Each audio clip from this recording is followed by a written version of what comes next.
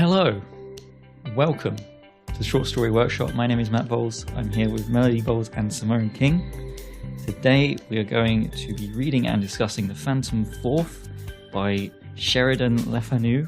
Mel, please introduce us. Sheridan Fanu was known for writing ghost stories, and I read a few of those, but then I came across this story, which is just about some hashtag lads in the Victorian era going out and having an amazing time in Paris.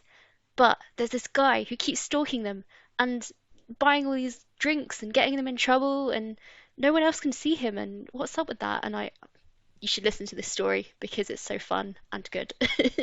My summary does not do it justice. Alright, here is The Phantom Fourth by Sheridan Fanu. They were three. It was in the cheap night service train from Paris to Calais that I first met them.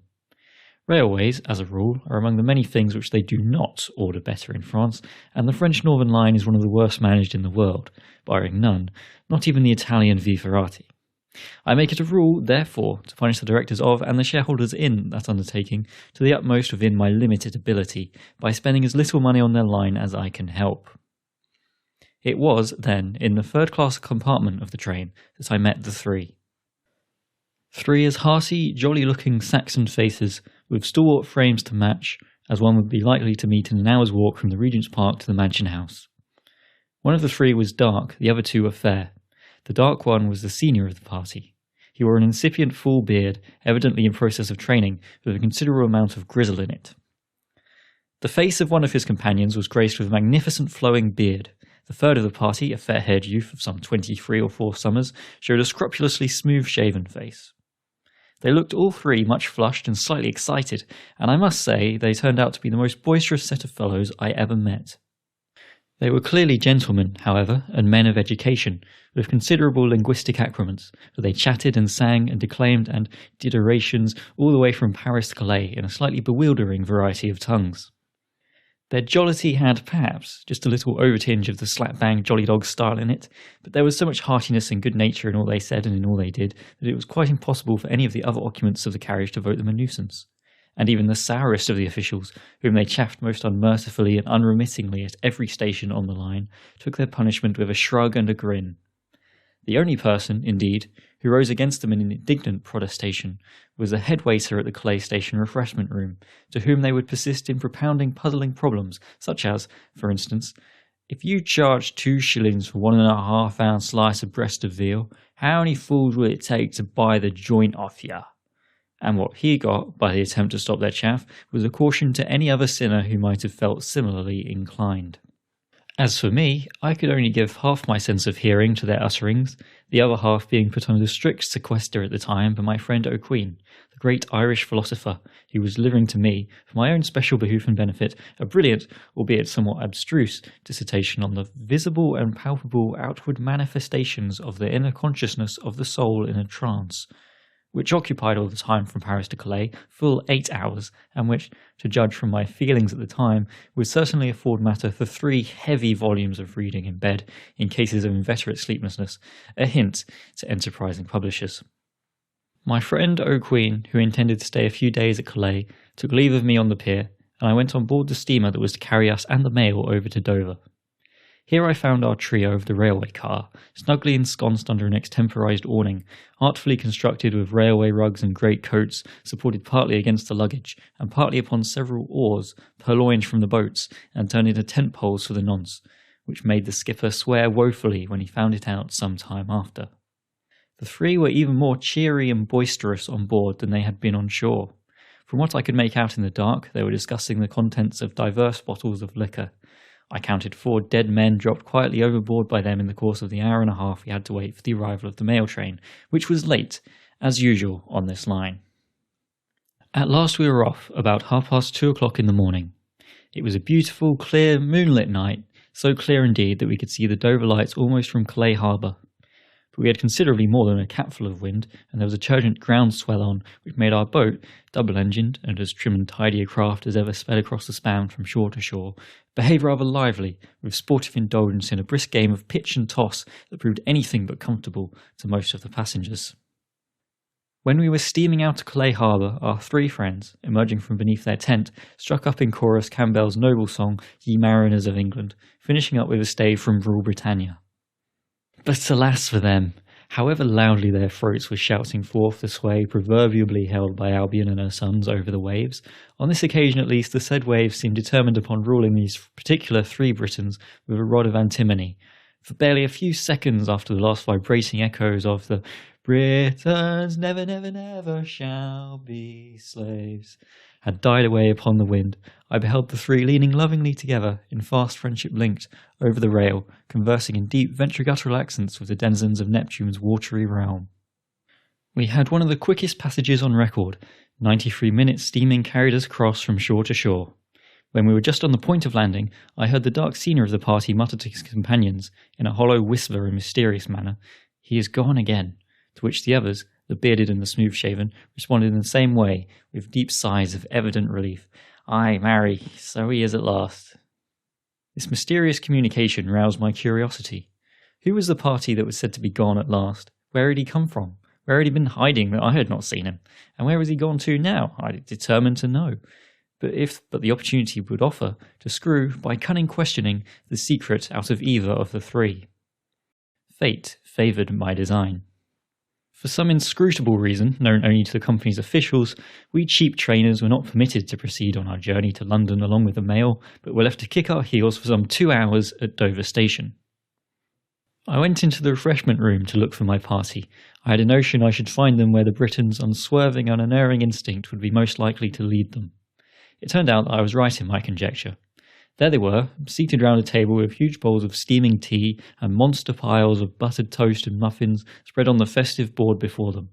Aye, indeed, there they were, but quantum mutati habilis, how strangely changed from the noisy, rollicking set I had known them in the railway car and on board the steamer, ere yet the demon of seasickness had claimed them for his own. How ghastly sober they looked now, to be sure, and how sternly and silently bent upon devoting themselves to the swilling of the Chinese shrub infusion and to the gorging of indigestible muffins. It was quite clear to me that it would have been worse than folly to venture upon addressing them while thus absorbed in absorbing. So I resolved to await a more favourable opening, and went out meanwhile to walk on the platform. A short time I was left in solitary possession of the promenade. Then I became suddenly aware that another traveller was treading the same ground with me. It was the dark elderly leader of the three. I glanced at him as he passed me under one of the lamps. He looked pale and sad. The furrowed lines on his brow bespoke deliberation deep and pondering profound. All the infinite mirth of the preceding few hours had departed from him, leaving him but a wretched wreck of his formless, reckless self. "A fine night, sir," I said to break the ice. "For the season of the year," I added, by way of a saving clause to tone down the absoluteness of the assertion. He looked at me abstractedly, merely re-echoing my own words. "A fine night, sir, for the season of the year." "Why look ye so sad now, who were erst so jolly?" I bluntly asked, determined to force him into conversation. "Ay, indeed, why so sad now?" he replied, looking me full in the face. Then, suddenly clasping my arm with a spasmodic grip, he continued hurriedly, "I think I'd best confide our secret to you. You seem a man of thought. I witnessed and admired the patient attention with which you listened to your friend's abstruse talk in the railway car. Maybe you can find the solution of a mystery which defies the ponderings of our poor brains, mine and my two friends." Then he proceeded to pour into my attentive ear this gruesome tale of mystery.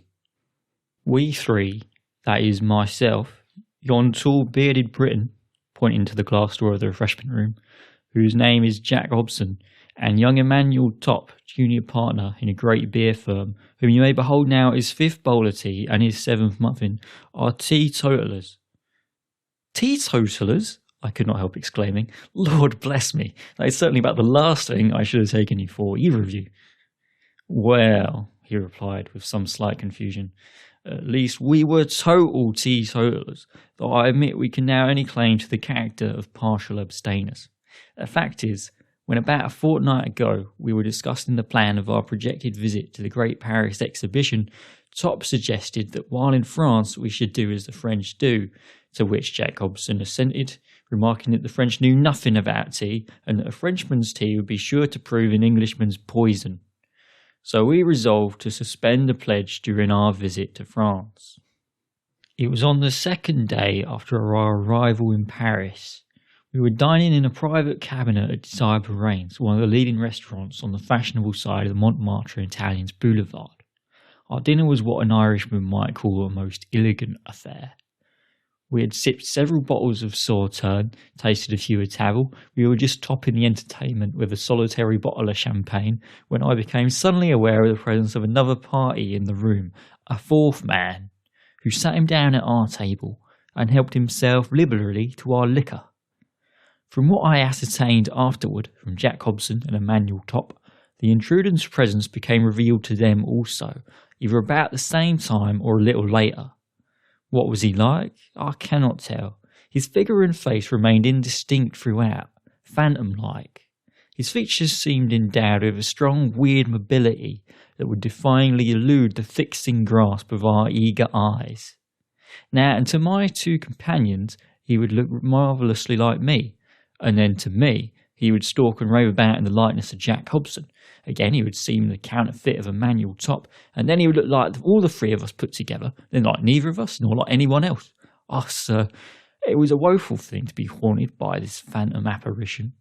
Yet the strangest part of the affair was that neither of us seemed to feel a whit surprised at the dread presence, that we quietly and uncomplainingly let him drink our wine, and actually give orders for more.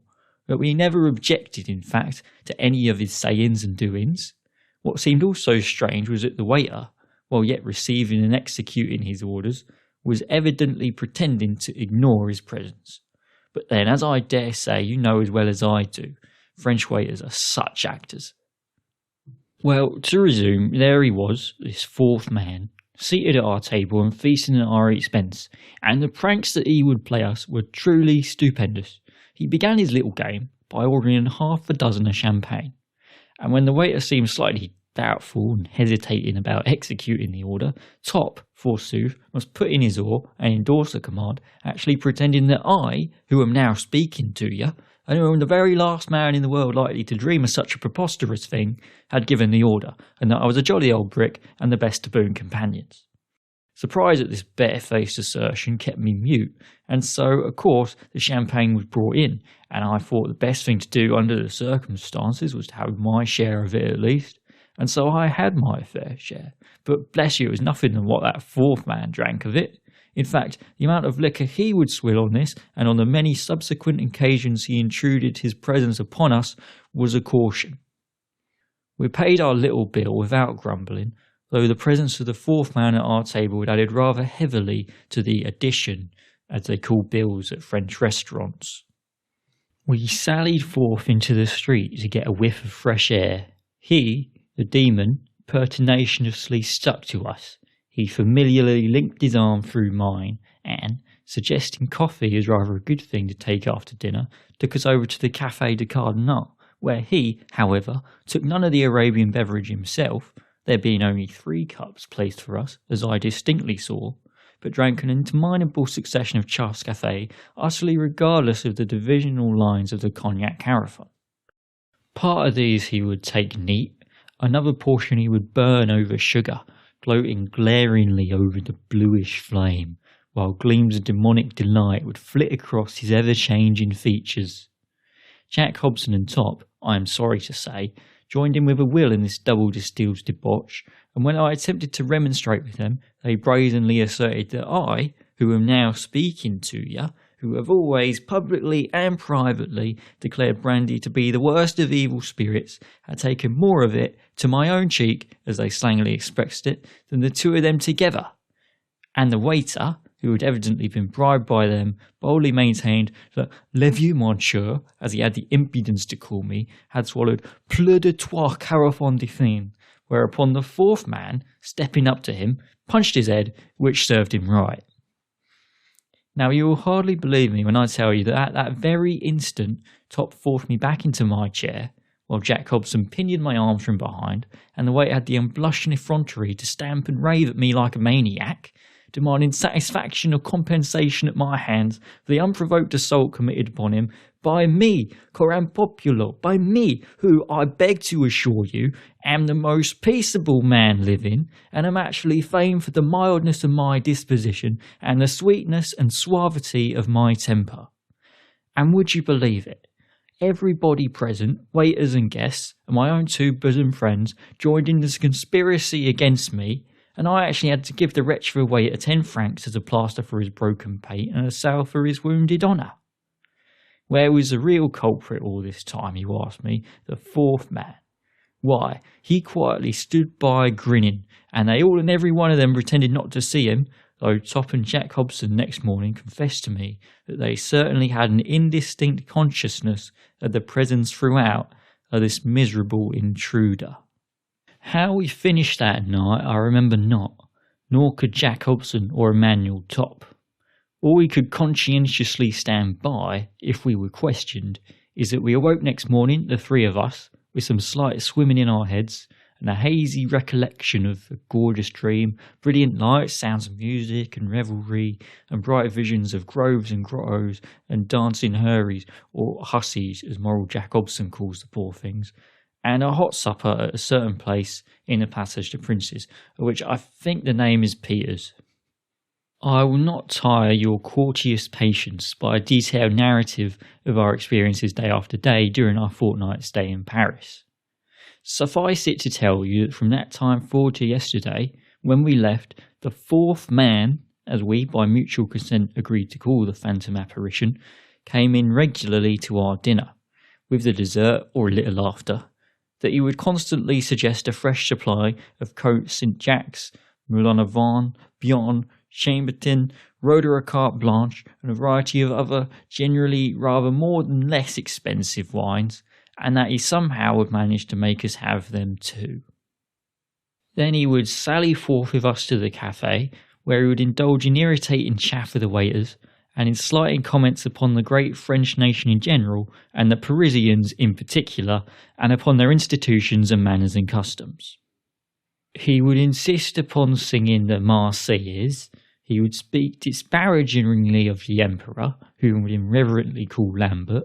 He would pass cuttingly unsavoury remarks upon the glorious system of the night carts. He would call down the judgment of heaven upon the devoted head of poor Mr. Hosman. He would go to some unhappy Sergeant de Ville, who might, however unwittingly, excite his ire, and tell him a bit of his mind in English, with sarcastic allusions to his cocked hat and his toast in fork, and polite inquiries after the health of Monsieur Monsieur Lambert, or the whereabouts of C'est Excellent Monsieur Godinon. The worst of the matter was that I suppose for the reason that man is an imitative animal, a sort of Pithecus mioros, or Mombodian monkey minus the tail, my two companions were, somehow, always sure to join the wretch in his evil behaviour, and to go on just as bad as he did. No wonder then that we got into no end of rows, and it's a marvel to me now, however, we have managed to get off with a whole skin to our bodies. He would insist upon taking us to Mobile, the Closerie de Lila, and the Chateau Rouge, where he would indulge in the maddest pranks and antics, and somehow lead us to join in the wildest dances, and make us lift our legs as high as the highest lifter among the habitués, male or female.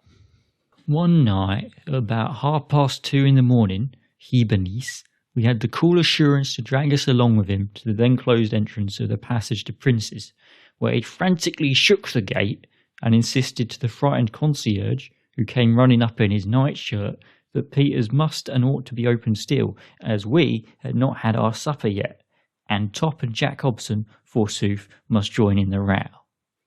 I have no distinct recollection of whether it was our phantom guest or either of my companions that madly strove to detain the hastily retreating form of the concierge by a desperate clutch at the tail of his shirt.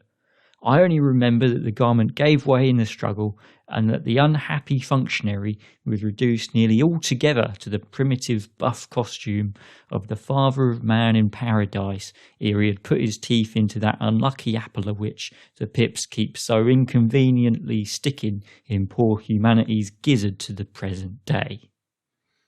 And what I remember also to my cost is that the Sergeant de Ville, whom the bereaved man's shouts of distress brought to the scene, fastened upon me, the most inoffensive of mortals, for a compensation fine of 20 francs, as if I had been the culprit. And those glad we were, I assure you, to get off without more serious damage to our pocket and reputation than this, and a copious volley of sacre vron anglais fired at us by the wretched concierge and his friend of the police, who, I am quite sure, went halves with him in the compensation. Ah, they're a lawless set, these French. On another occasion, we three went to the exhibition, where we visited one of our colonial departments in company with several English friends and some French gentlemen appointed on the wine jury. We went to taste a few samples of colonial wines. He was not with us then. Barely, however, had we uncorked a poor dozen bottles, which turned out rather good for colonial, though a little raw, slightly uneducated, when who should stalk in but our fourth man, as jaunty and unconcerned as ever. Well, he fell to tasting, and he soon grew quite eloquent in praise of the colonial juice, which he declared would, in another 20 years' time, be fit to compete successfully with the best French vintages. Of course, the French gentlemen with us could not stand this. They spoke slightingly of the British colonial, and one of them even went so far as to call it rotgut. I cannot say whether it was the spirit of this uncompromising opinion thus pronounced, or the coarsely indelicate way in which the judgment of our French friend was expressed, that riled our phantom guest. But it brought him down in full force upon the offender and his countrymen, with most fluent French vituperation and an unconscionable amount of bad jokes and worse puns, finishing up with a general address to them as members of the disgusting jury instead of the jury of degustation. Now, this I should not have minded so much, for I must confess I felt rather nettled at the national conceit and prejudice of these French. But the wretch, in the impetuous utterance of his invective, must somehow, though I was not aware of it at the time, have mimicked my gestures and imitated the very tones and accent of my voice so closely as to deceive even some of my English companions. Or how else to account for the fact of their calling me a noisy brawler and a pestilent nuisance, me, the gentlest and mildest spoken of mortals? Before our departure from London, we had calculated our probable expenses on a most liberal scale, and we had made comfortable provision accordingly for a few weeks' stay in Paris. But with the additional heavy burden of the franking of so copious an imbiber as our fourth man thus unexpectedly thrown on our shoulders, it was no great wonder that we should find our resources go much faster than we had anticipated. So we had already been forcibly led to bethink ourselves of shortening our intended stay in the French capital, when a fresh exploit of the Phantom Fourth, climaxing all his past misdeeds, brought matters to a crisis. It was the day before yesterday, 4th of September. We had been dining at Marigny and dancing at Mobile. Our eccentric guest had come in, as usual, with the champagne, and had, of course, after dinner, taken us over to the Enchanted Gardens. We were all very jolly. He suggested supper at the Cascades in the Bois de Boulogne. We chartered a fiacre to take us there and back. We supped rather copiously. He somehow made our coachman drunk and took upon himself to drive us home. Need I tell you that he upset us in the Avenue de l'Impératrice and that we had to walk it, and pretty fast too. It was a mercy there were no bones broken. Well, as we were walking along, just barely recovering from the shock of the accident, he suddenly took some new whim into his confounded noddle. Nothing would do for him but he must drag us along with him to the great entrance of the Elysee Napoleon, which was and maybe is soon likely to be once more the Elysee Bourbon, where he had the brazen impudence to claim admittance, as the Emperor, he pretended, had been graciously pleased to offer us the splendid hospitality of that renowned mansion. What further happened here, neither I nor either of my friends can tell. Our recollections from this period till next morning are doubtful and indistinct. All we can say for certain is that yesterday morning we awoke, the three of us, in a most wretched state in a strange nasty place. We learned soon after from a gentleman in a cocked hat who came to visit us on business that the imperial hospitality which we had claimed last night had indeed been extended to us, only in the Violon instead of the Elysee. Our phantom guest was gone. he would always, somehow, sneak away in the morning when there was nothing left for him to drink. The guzzling villain. The gentleman in the cocked hat pressingly invited us to pay a visit to the commissaire de quartier. That formidable functionary received us with the customary French-polished veneer of urbanity, which, as a rule, constitutes the suavité immodale of the higher class of Gallic officials.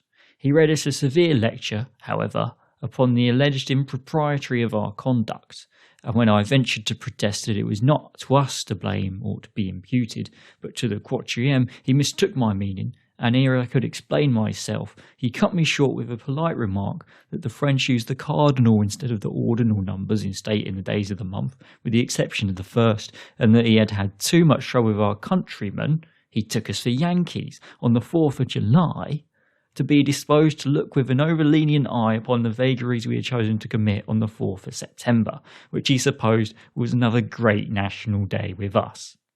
He would, however, let us off this time with a simple reprimand upon payment of 100 francs, compensation for damage done to the coach-drunken cabby having turned up, of course, to testify against us. Well, we paid the money, and handed the worthy magistrate 20 francs besides for the benefit of the poor, by way of acknowledgment for the imperial hospitality we had enjoyed. We were then allowed to depart in peace.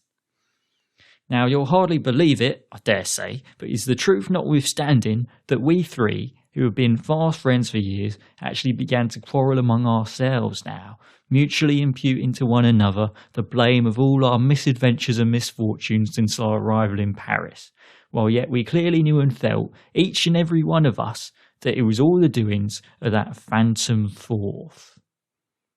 One thing, however, we all agreed to do, to leave Paris by the first train. To fortify ourselves for the coming journey, we went to indulge in the luxury of a farewell breakfast at Desire Perrain's. Of course, we emptied a few bottles to our reconciliation. I do not exactly remember how many, but this I do remember, that our irrepressible incubus walked in again and took his place in the midst of us rather sooner even than he had been wont to do, and he never left us from that time to the moment of our landing at Dover Harbour, when he took his, I hope and trust, final departure with a ghastly grin. I dare say you must have thought us a most noisy and obstreperous lot. Well, with my hand on my heart, I can assure you, on my conscience, that a quieter and milder set of fellows than us three you are not likely to find on this or the other side of the channel, but for that mysterious phantom fourth. Here the whistle sounded, and the guard came up to us with a hurried, "Now then, gents, take your seats, please. Train is off half a minute." "What can have become of Top and Jacobson?" muttered my new friend, looking around him with eager scrutiny.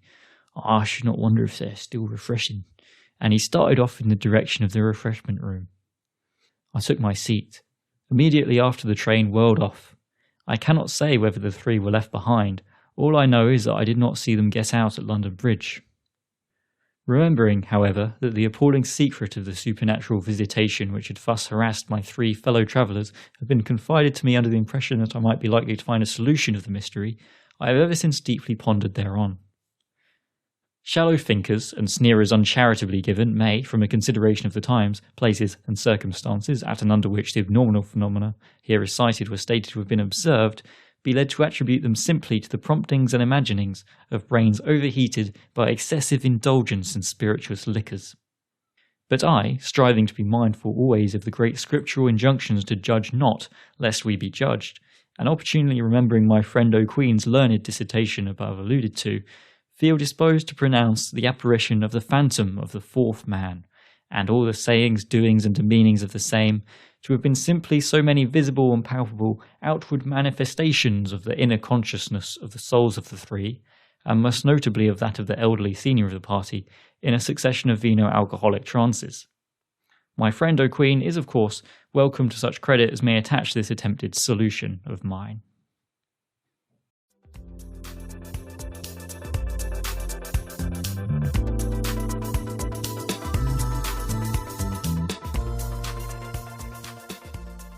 Right, so what were our first impressions of this story? I enjoyed it, but I love a ghost story, so I was inclined to love it. Is it a ghost story? It deals with ghosts, so I think it works as a ghost story regardless of what the ghosts end up symbolizing. Sure. We can get into that later. Anyway, it's a cool story.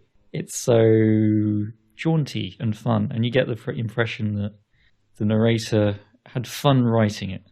He wrote quite a lot of dark, serious horror stories.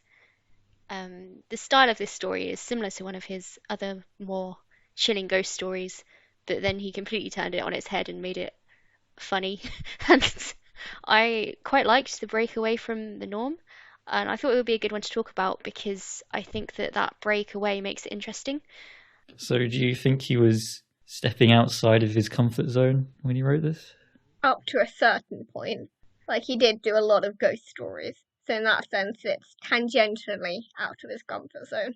It's not like he's suddenly writing a rom-com. No, and perhaps humour and horror are somewhat related. I don't know if that's a controversial statement, but I think they can be joined together quite often. I quite like dark humour, so I won't disagree. Sometimes a joke in a horrible situation is lands better for me for whatever reason. Maybe it's the sudden change in mood, it shocks me into laughing. But this story has got a different tone. Like, he really leans into the humour here. You get glimpses of it in his other stories, but this one is just. He really went for it. If I have one criticism, it's that it's maybe a little bit long-winded and inconclusive, maybe. But, the jokes make up for it. I will read anything for a good joke. I will agree on it being long-winded. I think there's about 2 pages before it gets through the framing narrative to the actual ghost story part, and I was a bit impatient before then, going, I don't know what the point of this is. There's these lads on a train, and this guy just sort of casually judging them from a distance. Where is this going? I mean, it's fairly clear where it's going because he makes a point of what the protagonist's friend is talking about, which is all about phantoms and the way that the spirit kind of can manifest itself. So you kind of know it's going to probably go in that direction, at least if you're reading carefully, which admittedly we don't always do. Even knowing how stories go, I almost switch it off in my brain because I don't want to be surprised often. I was like, nah, get out of here with this metaphysical stuff. Get back to complaining about the Northern Line. That's the part that's funny. It's relatable. Even 200 years ago, they complained about trains, and it's cool. Cool link. It reminds me of when I was a witch. She also hated trains. I think that if Charlotte Gilman Perkins, Sheridan Le Fanu, and I met, we would just complain about trains. Charlotte Perkins Gilman. Yeah, and she would probably yell at me for getting her name wrong. Okay, so this story has kind of got it's sort of a narrative within a narrative. It's got like this frame going on where the narrator is this Irish guy who has a philosopher friend who happens to be traveling in the same direction, and it's these 3 lads who are making a lot of noise and seem to be having a pretty good time. And he's kind of overhears them saying something about, oh, the other man's gone again, and he wonders what that's about. So he seeks them out to kind of try and find out a bit more about what's going on there, because he's like, something's not right. So then we get the other character, the one of the lads, explaining sort of what's happened to them while they're in Paris. I wondered what you thought of this framing technique, whether it adds to the story or whether you think the story would be stronger without it. Okay, so caveat, I love stories like Wuthering Heights, which use this framing device where it's all about another character telling the story to another character, because it gives, like, unreliable narrator is an option with that, and, the protagonist's opinions aren't first-hand, which adds a level of confusion, so it can be used really effectively if you want to play with the reader's expectations. With all of that said, I would prefer to read about the things that are interesting actually happening to the characters. Like following this group in Paris while they slowly realise that something's not right and this phantom is there with them would be so much more interesting to me and disturbing and wonderful. So to me, I think the device gets in the way, but then it may just be that I would want to tell a different story to what Sheridan Le Fanu is telling. All right, allow me to be devil's advocate. Of course. Where would we be without that? I think that the framing story goes quite a long way towards setting up a proper conclusion. It's my first point, because without that, we wouldn't have his commentary on stuff being metaphysical, which helps tie it together, I think. And secondarily, it allows us to see the events of the story from a more external perspective, which lets us have in our mind that what he's saying is perhaps somewhat unreliable, especially as he says, like, they were drunk. So I think it's kind of expected that we're to think, oh, this guy's just maybe a bit dumb and, like just inventing things. So I quite like it for that. The distance allows for the humour. Yeah. So I think there are reasons why it fits. There are. I think I just would want to read the story differently. It's purely a personal bias here. Also, I would argue that the end is not conclusive anyway, so in that sense, it cannot be that the framing device is giving it more conclusivity. It's not a binary thing. I think it's more conclusive. It's not fully conclusive. I mean, it never really wraps up. He just leaves them at a station. You don't find out if the ghost is even God. True. But we at least get some commentary on what the narrator thinks has happened, which it just feels like an ending. True, but given that it's a constructed story, arguably Fanu could have a character who acts in the same position as the philosopher character, aka one of the group, if they're all educated, could also make the same point about the metaphysical. Yeah, that's true. In general, I agree with you, and I would prefer just to have the whole thing from this one of these three characters' perspectives, who is actually having the events happen to them and to experience it with them, rather than having it be recounted later, which is generally weaker. It's more distant. You don't feel it as much, if you know what I mean. Yeah, it's show versus tell, isn't it? Do you think to a Victorian audience it felt more authentic to them if, rather than following the story as it happened, they had this sort of scenario where the characters were talking to each other and telling them each other's stories? Perhaps at the time it was more important to have that kind of idea of, okay, there's a supernatural element, but we don't trust it, and it probably isn't real or what actually happened. I think they were more like reliant on having that realistic basis, and they weren't as willing to accept supernatural things. It also links to oral tradition. So, for example, reading it is more like someone telling you a ghost story on a dark night. I noticed that in his other stories he uses this framing again and again and again. I didn't know whether it was something that he did in particular or whether it was a hallmark of Victorian ghost stories. I guess it might be a bit of both. Bit of both. I think it was quite popular at the time. I think the turn of, if I'm remembering rightly, it's been a long time since I read it. I think The Turn of the Screw by Henry James did something similar, where it's about the narrator being told about events and then kind of getting drawn into them, and ultimately, because they weren't there for the bulk of it, it's left on them to decide what's real and what's not. Yeah, okay. It's not something I see much in modern storytelling, so I thought it was interesting. It is an interesting one. I think it's discouraged a lot in modern storytelling because we expect to be in on the action, I think, a lot more, possibly because the way we tell media has become more involved and more immersive. Yeah, you wouldn't watch a film about two people telling each other a story. That would just be strange. Yes, I mean, you can use it as a framing device, but typically if that was happening, you'd only have like a shot of someone telling the story at the beginning and then go into the flashback, so to speak. Yeah, I like the framing because it gives it its own distinct flavour, but I think it could have been shorter. I wish that they'd got into the main meat of the story a bit quicker. I've noticed that whenever I read older texts, they rarely jump straight in.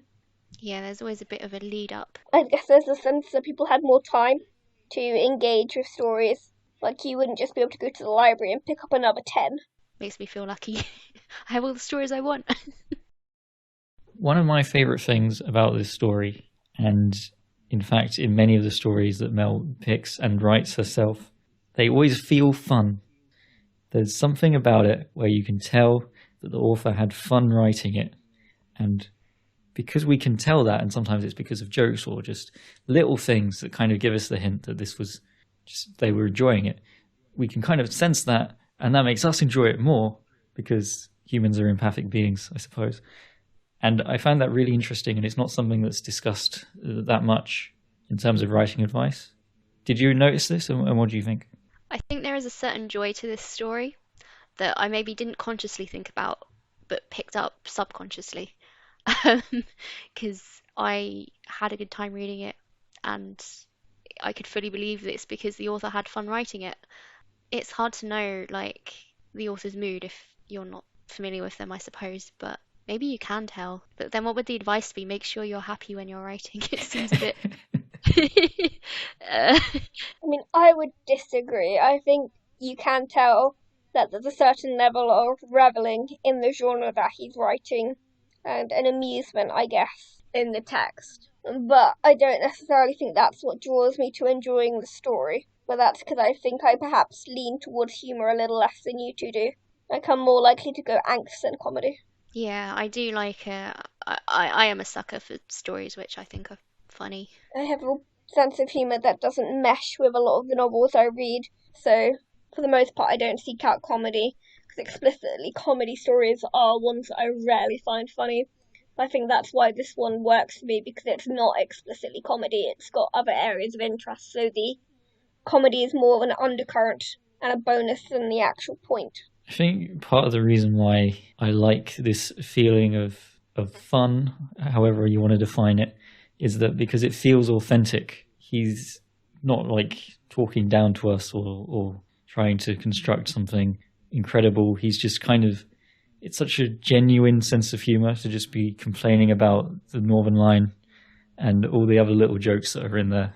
Makes us feel like the author is a real person talking to us rather than just a voice on the page. I do wonder if people in other countries, I'd be curious to know if they had the same reaction, because to me complaining about the transport system is so really British.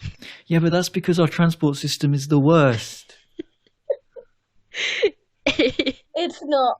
But It anyway. is, like most places in Europe, the trains are much better than they are here. In Europe, perhaps. But I've lived in America and oh my god, their train system is an utter nightmare. They barely have one. I had to take a bus to New York. A Well, bus. yeah, that's because Americans, they drive everywhere. Or fly. Yeah, they just take planes or cars. We have trains that we actually need, but they suck. Us Brits, we do like to bond over our many complaints about life in general when it's really not that bad. I once heard that writing humour was one of the hardest things you could write. Do you agree with that? Only if you're not funny. Absolutely, I agree with that. I can't do humour. Simone's not funny at all. I'm not funny now. I can do accidental humour and dry comments and banter to a certain extent, but tell me to write a comedy story and I will flounder. This is a convenient question because it's my story next week and I'm doing a parody, so you can tell me whether it's funny or not. Okay. But how do you know if you're funny? Whether or not people laugh at you. Yeah, you test it on people. Okay. I remember this from media studies. One of the people in the class was like, I want to write a sitcom. And I remember my teacher pulling her face and being like, sitcoms are one of the hardest things you can try and write. And I guess I kind of took from that comedy is difficult. And I think that's probably true because there are so many elements that go into it, like timing, hoping the reader understands your sense of humor. Yeah, I think it is difficult to do it well. It is, and part of it is because it's so wide and varied and everyone has a different opinion on it. But as long as it's authentic, it feels real, and it has some kind of structure to it, because even jokes have the same structures over and over, then it will work. And that's just like how you write stories. It's the same thing. Writing a joke is the same as writing a story. Yes. And yet, so many comedies just aren't funny. Well, it's true. But, there's so many stories aren't good. It's subjective. That's true. Okay, so if you were going to rank humorous stories or films of any, or books of any sort, what would your recommendations be for examples of humour done well? Sheridan Fanu's story included, of course. I love Starter for 10 by David Nichols, but that's quite specific to my demographic, perhaps. But I love that book. Fair. Mel, can you think of a story that really made you laugh? Easy A, the rom-com, starring Emma Stone, which probably the movie that's made me laugh the most recently. I was struggling to think of books because although I read books that are trying to be funny, I don't often find myself laughing at them. Mind you, Sarah Manning, she writes YA fiction. Her characters are sassy in a way that I find quite fun. I think she wrote like a sort of modern take on The Taming of the Shrew, and there's a character in that, Brie, who's like a tiny, shy, mousy footballer's wife, is how she's described a lot of the time. And there's one scene where she absolutely loses it and starts smacking her boyfriend around, and that is just, it just really made me laugh. Not she wasn't really hurting him. I'm not advocating domestic abuse, but just seeing her flip Nice out save. was amusing. The Martian was pretty funny.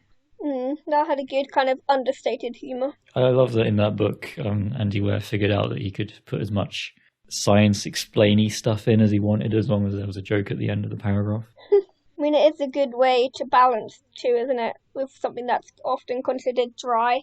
It's why doing exposition for you through humour or some other vehicle can work really well. Yeah.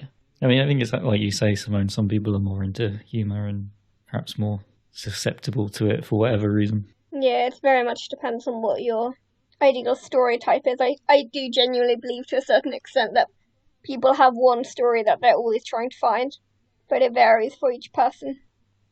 I would like to suggest that the moral of this story is that getting drunk is fun and is the same no matter which country you're in.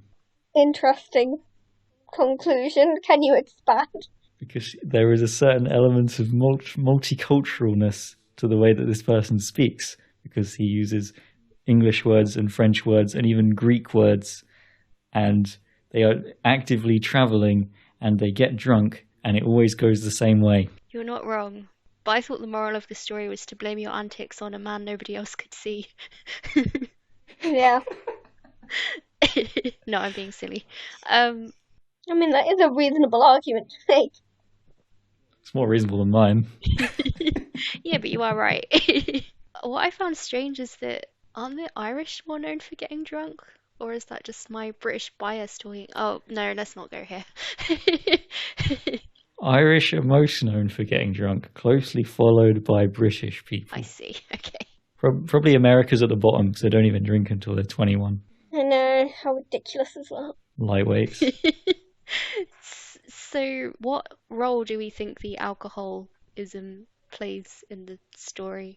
It gives the supernatural element plausible deniability, because you can just say, oh, they were drunk. Yeah, I was wondering throughout the story, is this just because they're drunk, or is there something actually freaky going on here? But then I think there is a certain argument to be made about the link between the two of them, in the sense that people's behaviour when they're drinking can legitimately change, which both gives the plausible deniability. But then if you go back to the philosopher's suggestion at the beginning of the story of the visible and palpable outward manifestations of the inner consciousness of the soul in a trance, aka alcohol, you're not in your right mind. Like, you get people who get very happy when they're drunk, and you get people who are very aggressive, and I think it can be like you have a fourth member of the party with you, because alcoholism has a lot of weight, particularly if you can't stop drinking, for example, and you've got a genuine problem around that. It's always going to be a sort of weird presence, even if it's not a presence, if that makes sense. Like, elephant in the room type of thing. I can't escape it. Yeah. I like that. Which would explain why both they all think it's the other characters in the party, while insisting that it's not, because, well, if they were drinking a lot of alcohol, it could both be their characters, but not. It's familiar and unfamiliar at the same time. People do seem really different when they're drunk, it's true, or they can seem really different.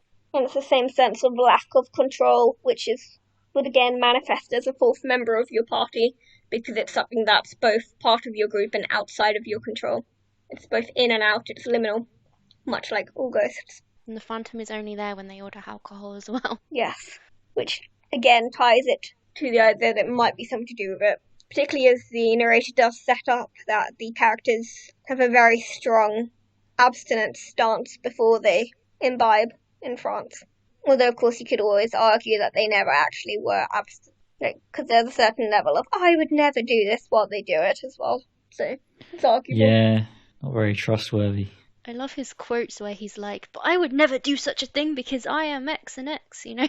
But then a lot of people who have been drinking heavily and look back probably feel the same way. Like, For example, as a darker example, people who get very angry and violent when they drink might be the most mild-mannered people when they're not drinking. That doesn't mean it's not what they are when they're drinking. But at the same time, they would probably deny that part of themselves unless they'd explored it more. So it's about how someone can claim to be the most mild-mannered person of all and be kind of right and then get drunk and punch a waiter in the face. Yeah, I don't think they're mutually exclusive. Alcohol is essentially like taking drugs. If it was reclassified now, it would be Class A. It's pretty messed up, man. Maybe the US has got it right. I mean, maybe, but then they also have a huge drinking culture out there, so it's more almost bottling something up until it explodes. It's why you get so much binge drinking. But then again, I do think Britain has an incredibly unhealthy alcohol culture, so... I was going to say they did a lot of binge drinking when I went to uni as well. I don't know if you guys agree that it's alcohol fueled or if there is an actual ghost. Part of me would really like there to be an actual creepy phantom who just really likes alcohol and latches on to people he thinks he can get the most alcohol out of, because that's such a cool idea. But the context of this story makes me think it's probably not really about that. That's it. I mean, I characterize the Phantom as just a guy who was trying to create chaos. I didn't think of it. He just really liked alcohol. That's a funny way of looking at it. I like it. I like that you could interpret it either way. Yeah. I think that was quite common in his work, that he liked having it both ways, Yes. that it could be ghost and supernatural, or it could have a very natural cause. Yeah. I think that's the trope that's well used, I think, in a lot of ghost and horror stories, like it was used in Guillaume de Terror's Pan's Labyrinth as well. It's sort of a timeless trope. It's always good. Well, it helps with people who aren't willing to suspend disbelief, Yeah. because they can be both psychological and supernatural. This is a random thought, but I wish that Sheridan and Fanu had written an episode of Scooby-Doo. That is an incredibly random thought. Can you please unpack? Ghost stories, but it always turns out to be somebody in a mask. Scooby-Doo is very gothic. Yeah, he wrote mysteries and they solve mysteries. It's like it was made for him. I'm not sure about the talking dog though. Yeah. No, if he was still alive, he'd definitely be a writer on Scooby-Doo. I hope I don't get haunted for this comment. I mean, if you do, it'll just be pestering you like, show me what this Scooby-Doo is. Oh, okay, you need to write this down for me and send it to them. Shall we talk about this mysterious Scooby-Doo lover, Sheridan Le Fanu? Yep. He wrote primarily for the Irish and English audiences, and he would double publish, which seems like cheating. Because he's in Ireland, he can publish things in Ireland, and then he can publish again in London, and he gets paid twice. What's up with that? He's got it sussed. He's got it all figured out. I need to move to Ireland, man. Anyway, I was reading about this guy, and I do love this one line. It says, although Thomas Le Fanu tried to live as though he were well off, the family were in constant financial difficulty. And that is a tale as old as time, honestly. Who can't relate to that? Like, everyone's been there. Oh yeah, let's treat myself. It'll be fun. And then you're just looking at your bank account, like, oh no. Crying. Anyway, his father was a clergyman, so maybe that's why he wrote ghost stories. I mean, there is something about religion, I think, that does inspire a certain level of the ghost, possibly, or the repression. Yeah, it's just something creepy about churches. I love churches. In a good way, but still. They feel eerie because they don't really change, I think. Yeah, maybe that's it. If you look at old pictures of Exeter, the cathedral is, even old drawings, it still looks like it does now. Or maybe it's because the buildings are designed to be intimidating. Are they? It depends on which religion. So, for example, with the Catholic was very designed to be grand, and it was actually intended to be intimidating because originally the common people did not get to read the Bible. It was all in Latin, so it was there to impress upon people that they must behave in a good way, which is the reason for all the large images of torture, for example, on the walls, and all of that kind of jazz. Protestant, a lot more plain and simple, and therefore less likely to be intimidating. Well, I've learned something today. The only things I have to add are he stopped writing stories for 3 years after his wife died because he felt so terrible about her death. Not really uncommon. Seems to happen. And he also wrote the story that inspired Dracula by Bram Stoker, and he wrote Carmilla, which predates Dracula by about 25 years. yeah, and influenced Bram Stoker. And this is a good story. You should. It's a novella. It's not very long, so if you are interested in vampires, go read it. It's good. And also one of the probably Carmilla was the first lesbian vampire. But yeah, there's also a version of Carmilla with an excellent introduction by Carmen Maria Machado, which was edited by her, who did works such as In the Dream House or Her Body and Other Parties. She did an excellent introduction to Carmilla, and also there's a brilliant web series that I would recommend on YouTube, which you can watch. Send link. I'll put it in the description. Carmilla was probably his most influential work. There's a reason for that. It's very good. It's very atmospheric, very creepy. Good story, well told. Right amount of tension between the characters. And even with a LGBT villain, it kind of doesn't come across as homophobic as you'd expect for the time period. He also wrote mysteries, so that's why I made my Scooby-Doo comment. You could say he's a mystery machine. Yeah. Oh no. But you wouldn't say that because it would be terrible. I hate you right now for saying that. All right, that's it for this week. Thank you all for listening. As always, you can find all our previous stories and episodes on our website at shortstoryworkshop.com. If you'd like to contact us, you can do so via Twitter. I'm at MattBWriter, Mel At Vicaholic. and Simone. T_M_typewriter, also known as the modern typewriter. Thanks again for listening. Please drink responsibly. We'll be back with another story next week. Goodbye.